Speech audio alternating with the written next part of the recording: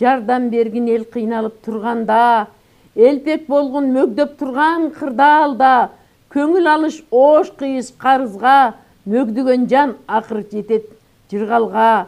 Кызмат кылгын аянбастан бар күчүң, башыңды сай сен өстүргөн эл үчүн. Эмгегиңден үзүр тапса ата журт, билип койгун ошол бакыт сен үчүн. Шайлообек Дүйшеевдин чыгарган ыры бар экен, ошону сиздерге окуп берейин. Көңүл канап өң алеттен назабыз, күндө бөлөк жолго түшүп басабыз. Күндө бөлөк ыйман күтүп дүйнөдөн, биз акырын өлүп бара жатабыз. Бектер, хандар гүлдөп шапар тебишет, бейитиңдин так үстүндө жебичет, акыйкаттык өлгөн жерде дайыма, арзыматтар ырдаганга келишет. Койбуз, уйбуз, балким кыйган терекпиз, биз байларга шайланарда керекпиз. Эл деген биз макулукта, маймылда, эч ким дагы эч нерсе да эмеспиз. Ата журтта ач жылаңач араң жан, аялга окшоп зордукталган таланган, өрттү көздөй жылып келе жатабыз, өзүбүздүн сөөгүбүздөн каланган.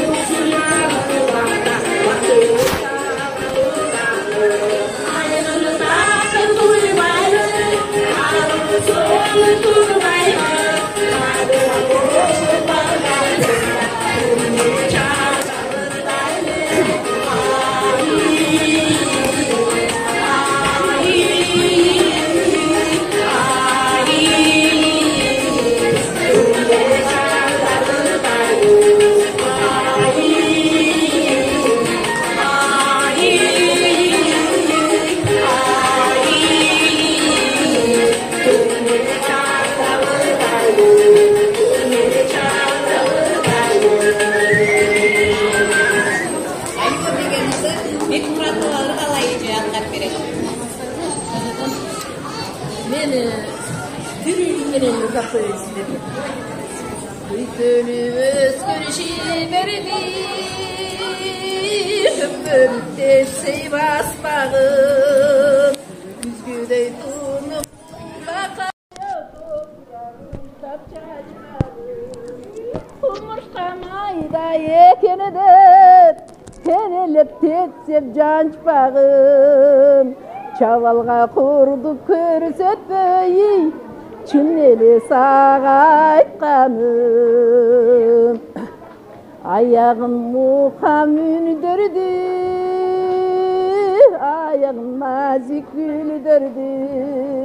Özgöçe canım ayadın o, kancanı sende sügündü. Kargastı karabay, kancanı seni de sügündü. Ömür kılva yaşından ne, orumsuz kabaktı gündü. Rahmet. Rahmet. Rahmet. Alman çok sütüm baldarga, hazır biz apa, hazır biz apa, hazır biz apağız. Gelecek muğundarga kандай kaloo tiлектериңиздер бар? Şu Batken menin жүрөгүм деген ошо тема боюнча. Баткен балдары башка дуанды балдарга караганда запыры көп жеп калышты. Байкуш бөбөктөрүбүз. Эми биз колдон келген камкорлукту көрүп, аларды кем кылбай, көңүлдөрүн көтөрүп, ушундай камкорлук алышыбыз керекпи. Анан сиздерге да чоң рахмат ушундай нерсени уюштурганыңыздарга. Баткен бөбөктөн бүгүнкүн жумасын ачканыңызга. İş-çara жогорку деңгээлде өттү. Уюшкандыкта балдардын маанайын көрүп, аларды бир кыскандык, ылайым ушундай балдардын ийгиси жамап турсын, тынчтык болсун. Баткен элинин тагдырына баткендиктер гана чечиши мүмкүн. Ошондуктан биригип, бул кыйынчылыктан чогуу чыгып ар дайым даярдыксыз.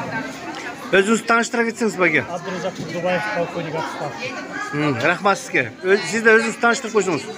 Эстебес Анарбек, коомдук ишкер. Рахмат Баге сиздерге. Ыргалеже, өмүрүңүз узун болсун, кам болбоң илайым. Мана бизди ойлогон экенсиз, Алла сизди неме кылсын, Алладан кайсын. Уруш болбосун, биз эми үйүбүзгө кетейик. Ушундай жакшылык күндөр болсун илайым. Рахмат, өмүрүңүз узун болсун. Битте кам болбоң. Мана уюштурган коллегаларым бардыгайам рахмат. Мана балдарыбыз канчалык сүйүндүрүп, көнүн ачып койдуңуздар. Энди уруш болбосун. Илайым, граница чечилсин, биздан кетейик. Рахмат, илайым.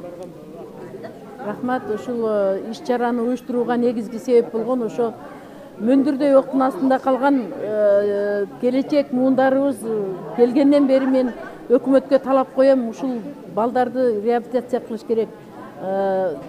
Стресс алган балдар мээсине доо кетип, булар аябай жабыркап жүрөт да. Ошол себептен ушул биз көп жылдан бери Курчак театрынын эмгек жамааты менен келишимибиз бар. Булар ар дайым биздин коомдук бирикмеге жардам колун сунуп келген. Анан өзүм сүйлөшсөм, ушул бүгүнкүгө туш келди. 4 декабрда биз ушундай Кар бала деген спектакль деп, анан коллективге, айрым бир неме жамааттарга айтсам, алар дагы колдошту. Ошондуктан Аруке апалар фонду келип мантип концерт коюп берип жатат. Андан сырткары белек пешкекин берип, биздин коомдон Динара деген айымдар, анан айрым бир кайдыгер эмес жарандардын дем өлкөсү менен биз ушул ишти уюштуруп калдык. Мына эми баягы миң сүйлөгөндөн сөздөн көрө бир иш аткардык деп эсептеймин. Мына өзүңүздөр көрүп тургандай апалары, балдары бардыгы кубануу менен кабыл алып, Кудай буйрса декабрдын 1-жумалыгы жакшы уланып жатат. Барыңыздарды мен ушундайга чакырам.